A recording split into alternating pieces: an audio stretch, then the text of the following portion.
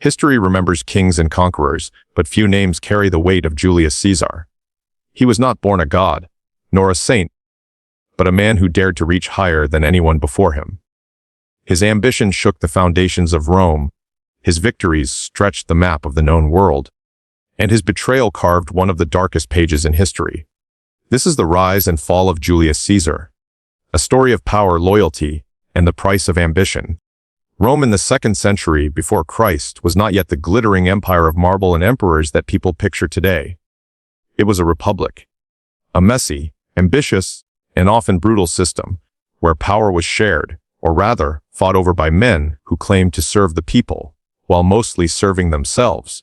Imagine a city buzzing with life, narrow, crooked streets filled with merchants shouting out their goods, soldiers swaggering in armor after campaigns abroad, and senators in white togas hurrying toward the forum, where politics was not a debate but a battlefield of words and schemes. This was the Rome Julius Caesar was born into, around 100 BC. The Republic had been expanding rapidly, conquering lands from Spain to Greece, but expansion came with problems. The rich were getting richer, building lavish villas, and filling them with slaves from conquered lands, while the poor crammed into overcrowded apartments in the city. Corruption was rampant, and violence was becoming a political tool. It was not unusual for gangs hired by rival politicians to fight in the streets, intimidating voters and even assassinating opponents. Caesar's family belonged to the patrician class, the old aristocracy of Rome, but they were not among the wealthiest. His clan, the Julii, claimed descent from Aeneas, the mythical Trojan prince who supposedly founded Rome, and through Aeneas from the goddess Venus herself. It was a proud lineage, though in reality, the Julii had fallen on harder times by the period of Caesar's birth. His father was a governor of a province, respectable but not powerful, and his mother, Aurelia, came from a politically influential family. From her, young Caesar would inherit not just discipline and ambition, but also the connections that later helped him climb the ladder of Roman politics. But Caesar's early years were shadowed by turmoil. A civil war was brewing between two towering figures of Rome, the Gaius Marius, a populist general who opened the army to the common man, and Lucius Cornelius Sulla, a ruthless aristocrat defending the power of the Senate. These two men represented the great clash of Caesar's age. The people versus the elite, reform versus tradition, chaos versus control, and young Caesar, though only a boy, would soon find himself caught between their storms. When Sulla seized power after a bloody civil war, he began purging Rome of anyone connected to Marius. Caesar was in danger, because his uncle by marriage was none other than Marius himself. Even worse, Sulla ordered Caesar to divorce his young wife, Cornelia, the daughter of a Marius ally. Caesar, barely more than a teenager, refused. It was an act of defiance so bold that it could have cost him his life. Sulla stripped him of his inheritance and placed him on the proscription list, essentially a death warrant. Caesar went into hiding, moving from house to house, slipping through alleys, and relying on friends to smuggle him out of Rome. It was during this time, when death was so close, that Caesar began to shape into the man he would become. He was no longer just a boy from a struggling noble family. He was a survivor, learning that power demanded both courage and cunning. Eventually, thanks to his mother's family connections and the pleading of powerful allies, Sulla spared Caesar's life, though reluctantly. According to legend, Sulla muttered words that would haunt history. In this Caesar, there are many Mariuses. By this, he meant that Caesar carried the same dangerous ambition that had made Marius so powerful. Sulla had glimpsed the storm that was coming. Freed from immediate danger, Caesar left Rome to join the army. There, away from politics, he proved his brilliance. On campaign in Asia Minor, he showed courage in battle and even earned the civic crown, one of Rome's highest military honors, for saving the life of a fellow soldier. Stories spread of his charisma, his bravery, and his refusal to bow to anyone. Once, captured by pirates while sailing the Aegean Sea, Caesar turned the tables on them. When the pirates demanded a ransom of 20 talents of silver, Caesar laughed and insisted they ask for 50, because he was worth more. During his captivity, he joked with them, read them poetry, and even threatened that once free, he would have them crucified. The pirates thought it was a joke, until Caesar was released, raised a fleet, hunted them down, and carried out his promise. That was the essence of Caesar: charming, fearless, but also ruthless. By the time he returned to Rome, Caesar was no longer a vulnerable young man. He was ambitious, decorated, and already whispered about as someone destined for greatness. Yet he was also keenly aware of the corruption and fragility of the Republic. The Rome he grew up in had taught him one lesson: above all, survival required not just strength, but the ability to outthink and outmaneuver one's enemies. And so, in the bustling, dangerous streets of Rome, with its gangs, senators, and schemers, Julius Caesar began his long climb to power, a climb that would reshape history itself. When Julius Caesar returned to Rome after his early struggles, the city was still buzzing with unrest. Power was slipping between the fingers of senators, soldiers, and wealthy elites, and Caesar was determined to carve out his place. He knew that in Rome, politics and military glory were like two blades of the same sword. Without one, you could not wield the other. Caesar began his rise not by rushing to the Senate, but by winning the hearts of ordinary people. He would often walk through the crowded markets, greeting merchants, bakers, and farmers by name, shaking hands, listening to their grievances.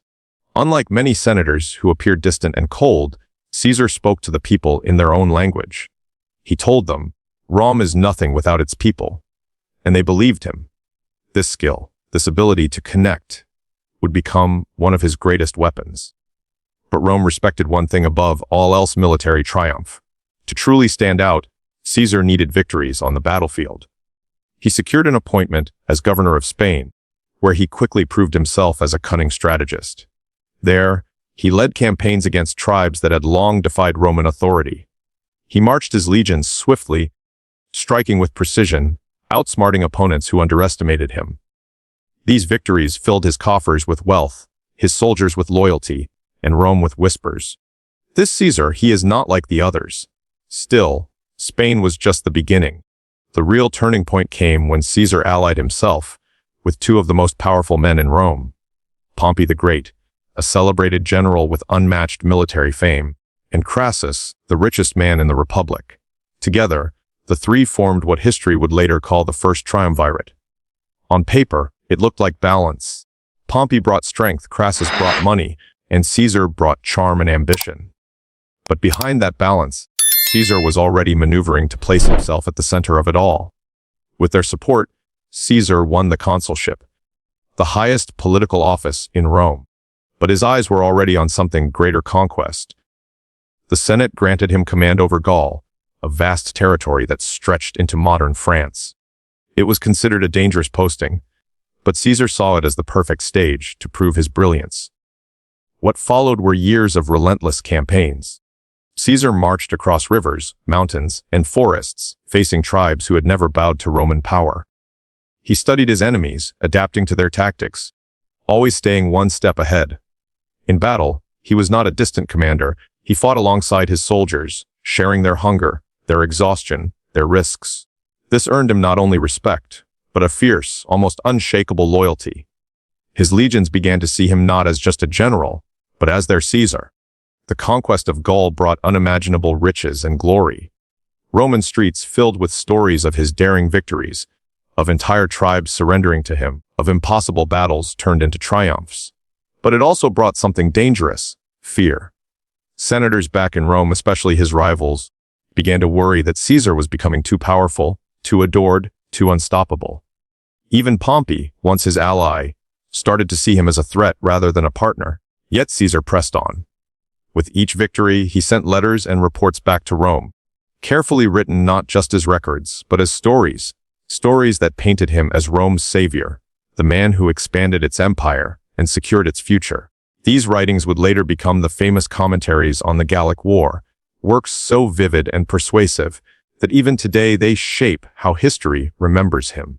By the time his campaigns in Gaul were over, Caesar was no longer just a politician or general. He was a legend in the making, a man who had proven he could conquer both the battlefield and the hearts of his people. But with every rise in Rome came shadows of jealousy and plots of betrayal. His power was now too great to ignore, and those who once supported him would soon become the very hands that tried to pull him down. The rise of Julius Caesar as a general was not just the rise of a man.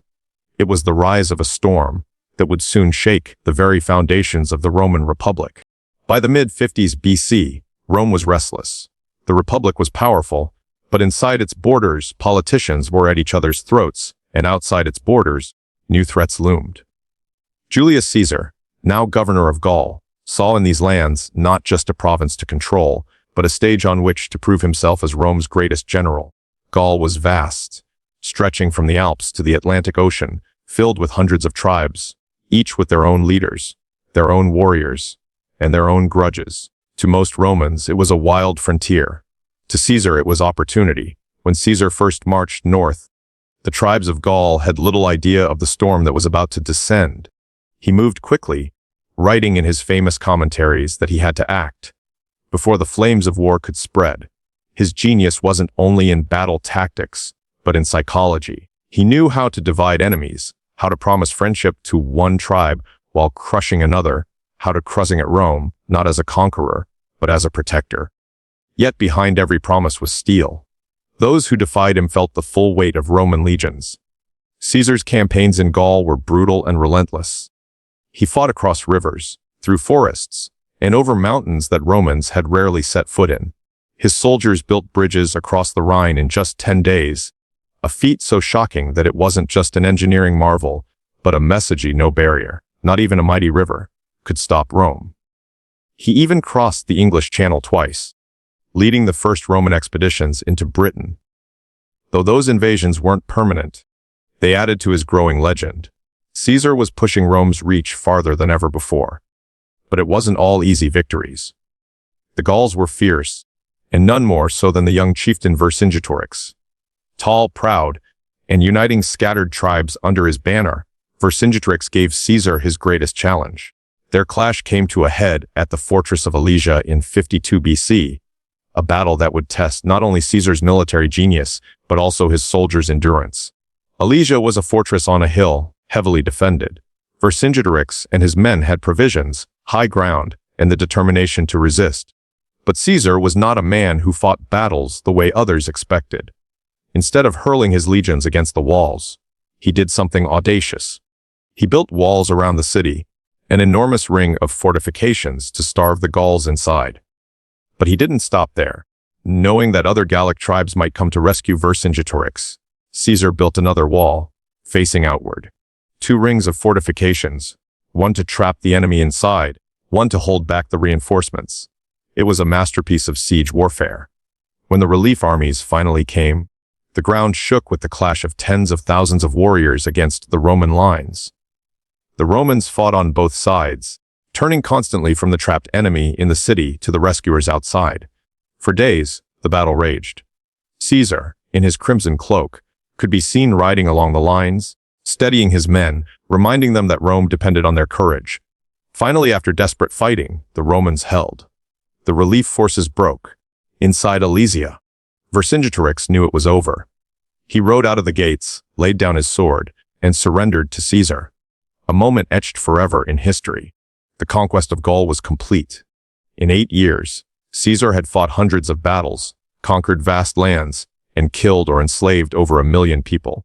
It was a triumph for Rome, but also a stain of blood that showed the true cost of empire. For Caesar personally, it meant something even greater. He was now unmatched. No Roman general had ever achieved what he had. His legions were fiercely loyal, not to the Senate, but to him. His victories gave him wealth, fame, and, most dangerously, power. Back in Rome, whispers grew. Senators feared Caesar. They saw not just a hero, but a man too powerful to control. They knew the Republic itself trembled at the thought of his return. But Caesar wasn't ready to return just yet. He knew his story was only half told. Gaul had given him an army and a legend. Now, he would march back to Rome itself. And history would never be the same. The year was 49 BC, and the Roman Republic stood on the edge of collapse.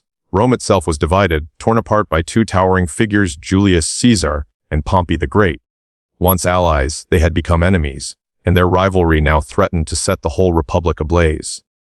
The Senate, swayed by Pompey, demanded that Caesar disband his army and return to Rome as a private citizen. They framed it as a legal order, But Caesar knew what it truly was: a death sentence. Without his army, he would be exposed to political enemies, to trials, to humiliation, perhaps even execution. For days, Caesar weighed his options. On one side stood loyalty to the Republic's laws, a tradition he had been raised to respect. On the other stood his own survival and destiny. Caesar knew he could no longer rely on the Senate. They feared him. They envied his victories in Gaul. They whispered about his growing popularity with the common people. They saw in him not a servant of Rome, but a threat to their own grip on power. Then came the fateful night. At the head of his veteran legions, Caesar marched south. His men followed him with unwavering loyalty, for they knew he had given them land, wealth, and glory. Every soldier understood that this march was no ordinary maneuver. It was an act of war, not against foreign enemies, but against Rome itself. At last, Caesar and his army reached the banks of the Rubicon River, a shallow stream that marked the boundary between his province and Italy proper. The law was clear. No general could lead an army across the Rubicon without the Senate's permission. To do so was considered treason, punishable by death. Caesar halted at the water's edge. The men grew silent. Torches flickered against the dark night. The sound of the flowing river seemed louder than the marching of thousands of boots. Here, Caesar faced his greatest test. Step across, and there would be no turning back. The Republic would plunge into civil war. Stay behind, and his enemies would destroy him. According to ancient accounts, Caesar stood deep in thought, gazing at the water.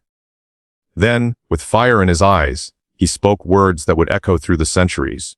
Alia acta est. The die is cast. With that, he urged his horse forward, wading into the shallow waters of the Rubicon. His soldiers followed, their armor clinking, their banners unfurling in the night wind. The Rubicon was crossed. Rome would never be the same. Word spread like wildfire. Pompey and the Senate panicked, unprepared for Caesar's bold move. They fled the city in haste, leaving behind the treasury, the archives, even their dignity. In just a matter of days, Caesar entered Rome without resistance. The people cheered his arrival, showering him with flowers, praising him as their champion. Yet Caesar knew the true battle was only beginning. Pompey still commanded vast forces in the east, and civil war was now inevitable. But that moment at the Rubicon had already sealed Caesar's fate. He had broken the rules of the Republic, but in doing so, he had claimed the future. The Republic's laws had been replaced with Caesar's will. And from that night onward, every ruler who dreamed of absolute power would remember the words spoken on the banks of the Rubicon. The die is cast. By the time Caesar returned to Rome, he was no longer just a man of ambition. He was a man of destiny. The city that had once cast him out as a fugitive now bowed its head to him as its master. Senators who had called him dangerous now trembled when his name was spoken. For the people, he was a hero. For the elites, he was a storm they could not control. Rome had changed in his absence, but so had Caesar. He had tasted the fruits of ultimate power, and he would not let them slip from his grasp. The Senate declared him dictator perpetuo, dictator for life. It was an ancient office, meant only for times of crisis, designed to last 6 months at most. Yet Caesar reshaped it, stretching it beyond tradition, beyond law, beyond the old limits of the Republic. He passed laws to settle the debts of the poor, gave land to veterans, and restructured Rome's chaotic calendar into the Julian calendar, the very system of time we still live by today. To the people, these were acts of justice. To his enemies, they were chains tightening around the Republic's neck. But Caesar wasn't content with Rome alone. He dreamed of a vast empire, reaching beyond the Mediterranean, a new golden age of conquest.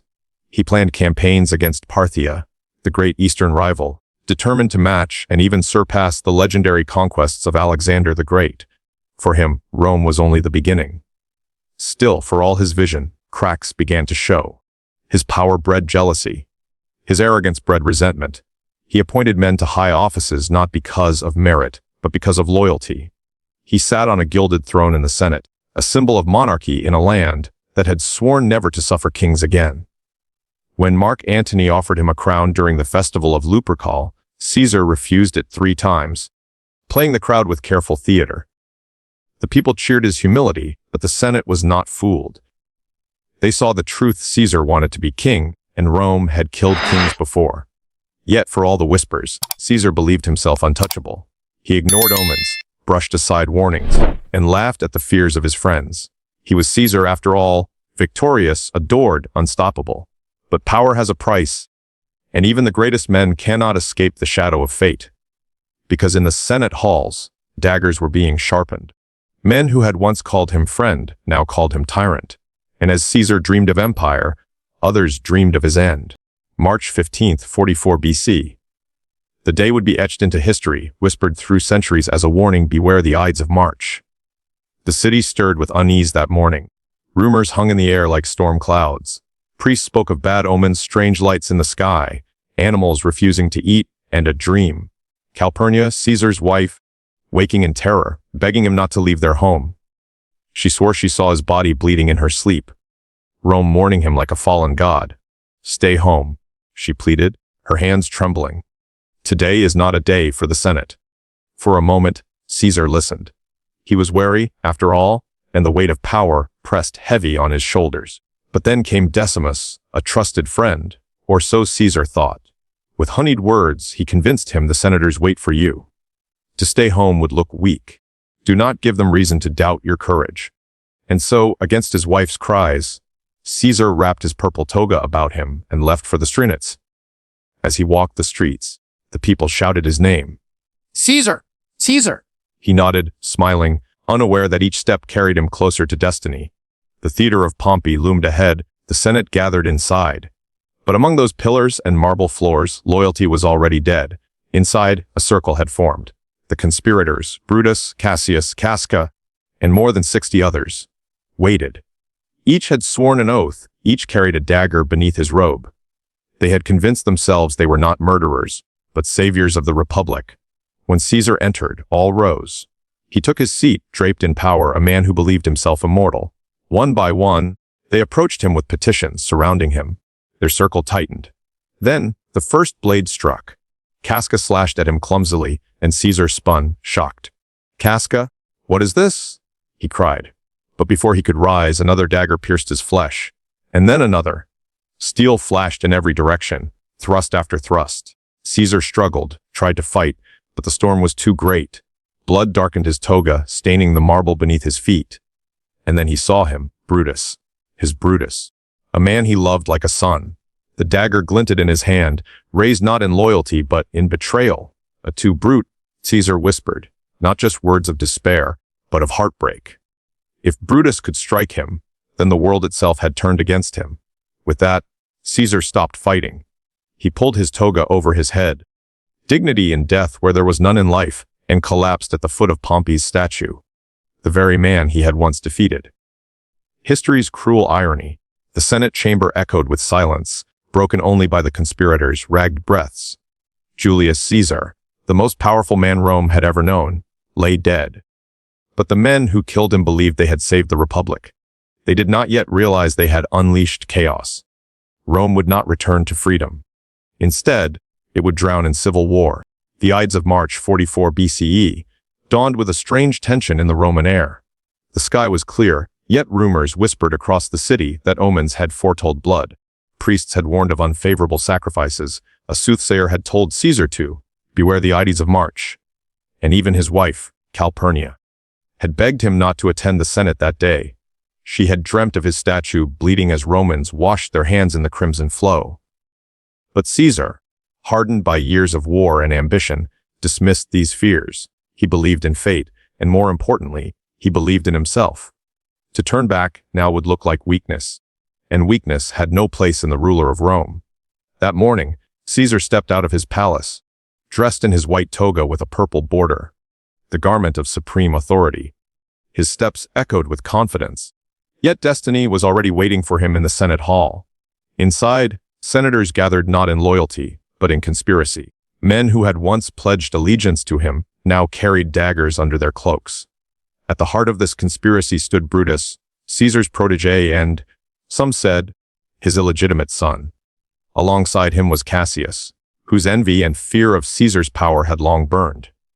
They convinced themselves they were saving the Republic, but in truth, their motives were tangled with jealousy, fear, and ambition. As Caesar entered the Senate, All eyes turned to him. The room that had once echoed with applause for his victories now trembled with silent anticipation. Senators rose to greet him, smiles masking their intentions. He sat upon his golden chair, prepared to hear petitions. One senator approached, kneeling, holding a document. It was a signal. Another grabbed Caesar's toga, pulling it down. Then the first dagger flashed. It pierced Caesar's shoulder. Shocked, he turned, but another dagger struck. Then another. Chaos erupted. Like wolves descending on a lion, the conspirators surrounded him. Blades rose and fell in a frenzy. The most powerful man in the world, who had crossed rivers of blood to claim his empire, now bled on the floor of the Senate. At first, Caesar resisted, fighting with the strength of a soldier who had faced 100 battles. But then came the moment that froze time. Brutus stepped forward.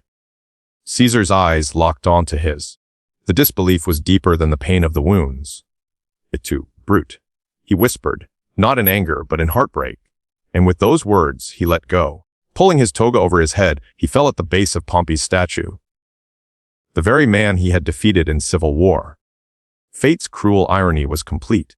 The senators fled the hall, their hands stained with the blood of the man they had called dictator for life. Rome was thrown into chaos. The conspirators believed they had saved the Republic, but instead they unleashed civil war. The people did not rejoice in Caesar's death. They wept. His body was carried through the streets, his wounds displayed to the crowd. Mark Antony, his loyal friend and general, delivered a speech that turned grief into rage. He pointed to Caesar's cloak, torn and bloodied, to each stab wound, naming the traitors one by one. When he revealed Caesar's will, which left wealth and land to the Roman people, the crowd erupted. Rome was set on fire, literally and politically. Brutus and Cassius, once proud senators, were hunted as murderers. The republic they thought they had saved crumbled into ashes. From that chaos, new powers rose: Octavian, Caesar's adopted heir, and Mark Antony. The republic was gone, and in its place would stand an empire. Caesar's death, far from restoring freedom, had only paved the way for emperors who would wield more power than he ever had. And yet, Julius Caesar lived on, not in flesh, but in memory. His name became a title for rulers for centuries to come. Caesar, Kaiser, Tsar. His story echoed through history as both a warning and a legend. Was he a tyrant destroyed by his own ambition, or a visionary betrayed by those too small to match his greatness? That question has never been settled. But one truth remains. Julius Caesar changed the world forever. Rome would never be the same, and neither would history. Julius Caesar's story is more than the tale of a Roman general. It's a mirror held up to every age, showing us what happens when ambition outruns trust, and when power becomes greater than the man who holds it. The daggers that struck him in the Senate still echo across time, warning us that no empire, no ruler, and no dream is unbreakable. In the end, Caesar gained the world, but lost his life to those he trusted most. And perhaps, that is the true tragedy of power.